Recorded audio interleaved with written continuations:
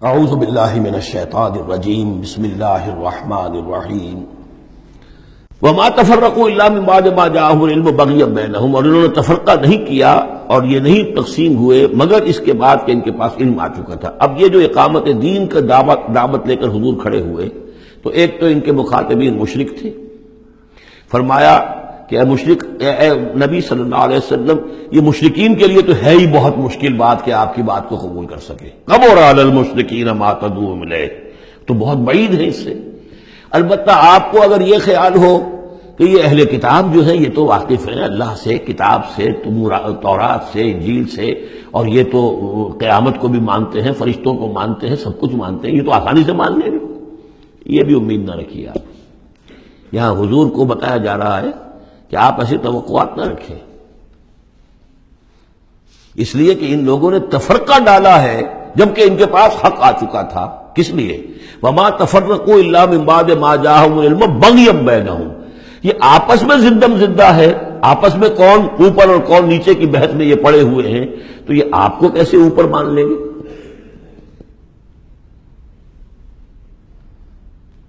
آپ کا قبلہ کیسے مان لیں گے؟ یہ ایک دوسرے کا قبلہ نہیں مانتے۔ یروشلم دونوں کا قبلہ ہے لیکن ایک نے شرقی کر لیا، ایک نے غربی کر لیا۔ جب اہل کتاب جو ہے آپس میں جھگڑ رہے ہیں، لڑ رہے ہیں، وَهُمْ يَتْلُونَ الْكِتَابَ، اور جبکہ وہ پڑھ رہے ہیں ایک ہی کتاب۔ قالت اليهود ليست النصارى على شيء وقالت النصارى ليست اليهود على شيء وهم يتلون الكتاب۔ تو اے نبی آپ کو کیسے مان لیں گے؟ توقع نہ رکھیے۔ توقع اگر ہوتی ہے انسان کو تو پھر مایوسی ہوتی ہے۔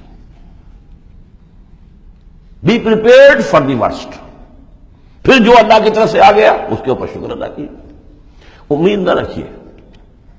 امید زیادہ رکھیں گے تو جلدی مایوس ہو جائیں گے، تھک جائیں گے۔ کبر علی المشرکین، اب یہ دیکھیے اقامت دین کی جد و جہد اتنی مشکل شے ہے کہ حضور سے کہا جا رہا ہے کہ آپ جلدی کامیابی کی توقع نہ رکھیں۔ مشرکین کے لیے تو خیر یہ بہت بھاری ہے ہی، ان اہل کتاب سے بھی کوئی توقع نہ رکھیے۔ وما تفرقوا الا من بعد ما جاءهم العلم بغیا بینہم ولولا کلمۃ سبقت من ربک الی اجل مسمى، اور اگر وہ بات پہلے ہی سے تیرے رب کی جانب سے طے نہ ہو چکی ہوتی کہ ان کے لیے ایک اجل مسمى، ایک معین وقت ہے، لقضی بینہم، ان کے جو اختلافات ہیں ان کے فیصلے ابھی چکا دیے جاتے۔ وَإِنَّ الَّذِينَ أُورِثُوا الْكِتَابَ مِن بَعْدِهِمْ، اور جو لوگ کتاب کے وارث ہوئے ہیں ان کے بعد، لَفِي شَكٍّ مِّنْهُ مُرِيبٍ، وہ دھوکے میں پڑے ہوئے ہیں، شکوک و شبہات میں مبتلا ہو گئے ہیں۔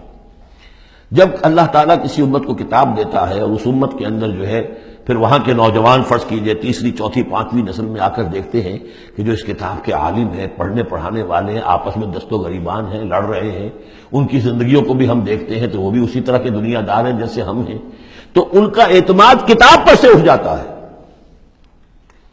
کہ ہم نے تو یہ کتاب پڑھی نہیں، انہوں نے تو پڑھی ہوئی ہے، یہ تو اس کتاب کو پیے ہوئے ہیں، اور پھر ان کا کردار یہ ہے۔ تو کیا ہے اس کتاب میں؟ پھر ذرا نوٹ کیجئے اس کو۔ وَإِنَّ الَّذِينَ أُورِثُوا الْكِتَابَ مِن بَعْدِهِمْ لَفِي شَكٍّ مِّنْهُ مُرِيبٍ، ان کے اندر شکوک و شبہات، ریب پیدا ہو جاتے۔ فَلِذَٰلِكَ فَادْعُ، فَلِذَٰلِكَ فَادْعُ، تو اے نبی آپ اسی کی دعوت دیتے رہیے، دیتے رہیے۔ ذالکہ کا اشارہ کدھر ہوگا؟ ان اقیم الدین، اقامت دین کی دعوت دیتے رہیے، دیتے رہیے۔ وَاسْتَقِمْ كَمَا أُمِرْتَ، آپ کو اقامت دین کا حکم دیا گیا ہے، دین کو غالب کرنے کی جد و جہد کے لیے آپ کو بھیجا گیا ہے، آپ اسی پر جمے رہیے۔ Never settle for anything less, یہ تو چاہیں گے کمپرومائز کرنا، وَدُّوا لَوْ تُدْهِنُوا فَيُدْهِنُونَ، یہ کافر تو چاہیں گے کہ آپ ذرا نرم پڑے تو وہ بھی نرم پڑ جائیں، لیکن آپ نہیں، آپ کھڑے رہے۔ الحق من ربکم، سورہ کہف میں ہم پڑھ چکے ہیں، الحق من ربکم فمن شاء فلیؤمن ومن شاء فلیکفر، یہ حق ہے تمہارے رب کی طرف سے، جو چاہے پورے پر ایمان لائے، جو چاہے چھوڑ دے، دفع ہو جائے۔ اللہ کو تمہاری ضرورت نہیں ہے، تمہیں اللہ کی ضرورت ہے۔ فَلِذَٰلِكَ فَادْعُ وَاسْتَقِمْ كَمَا أُمِرْتَ وَلَا تَتَّبِعْ أَهْوَاءَهُمْ، ان کی خواہشات کی پیروی نہ کیجیے۔ یہی بات ہے جو پھر آگے سورہ بقرہ میں آئی۔ آگے اس لیے کہہ رہا ہوں کہ نازل تو بعد میں ہوگی نا، ابھی 5-6 سال کے بعد نازل ہوگی سورہ بقرہ۔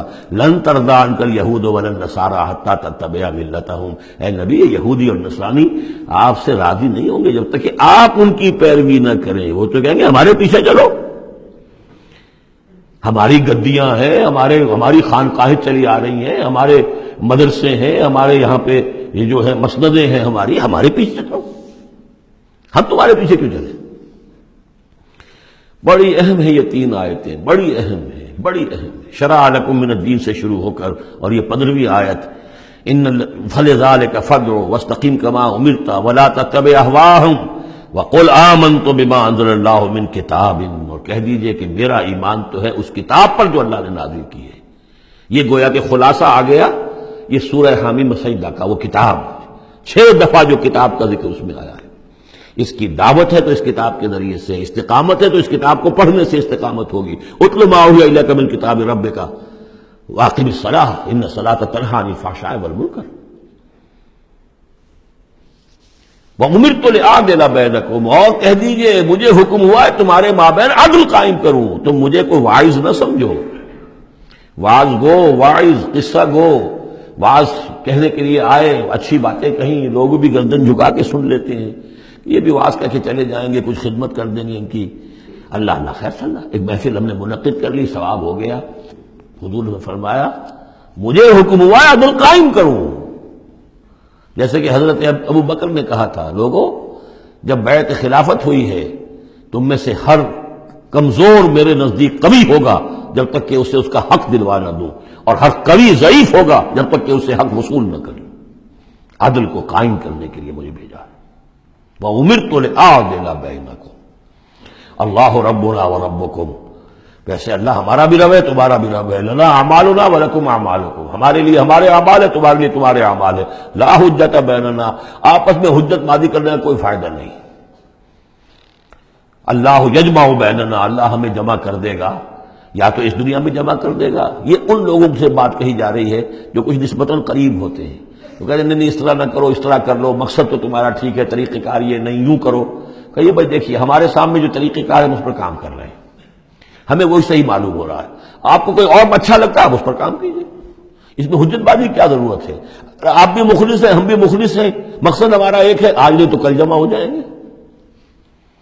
یا آپ پر واضح ہو جائے گا کہ ہمارا طریقہ کار غلط تھا، یا ہم پر واضح ہو جائے گا کہ ہم نے جسے صحیح سمجھا تھا وہ غلط تھا، جڑ جائیں گے۔ جب تک آپ سمجھ رہے ہیں کہ آپ کا طریقہ کار صحیح ہے، ہم سمجھتے ہیں کہ ہمارا طریقہ کار صحیح ہے، آپ اس پر عمل کیجیے، ہم اس پر عمل کریں گے۔ اللہ ربنا وربکم لنا اعمالنا ولکم اعمالکم لا حجت بیننا وبینکم اللہ یجمع بیننا، اللہ ہمیں جمع کر دے گا، آج نہیں تو کل، کل نہیں تو پرسوں۔ جیسے منی سے چلتے ہیں قافلے، لاکھوں قافلے ہوتے ہیں جو چلتے ہیں، اور وہ 8 9 10 سڑکیں ہیں، سڑکیں کیا ہیں، وہ سب کے سب فٹ بال کے گراؤنڈز ہیں، چل رہے ہیں قافلے، لیکن سب سڑکیں جو ہیں وہ کنورج کر رہی ہیں عرفات پر۔ جیسے جیسے قافلے بڑھ رہے ہیں وہ سڑکوں کے مابین فاصلے کم ہو رہے ہیں۔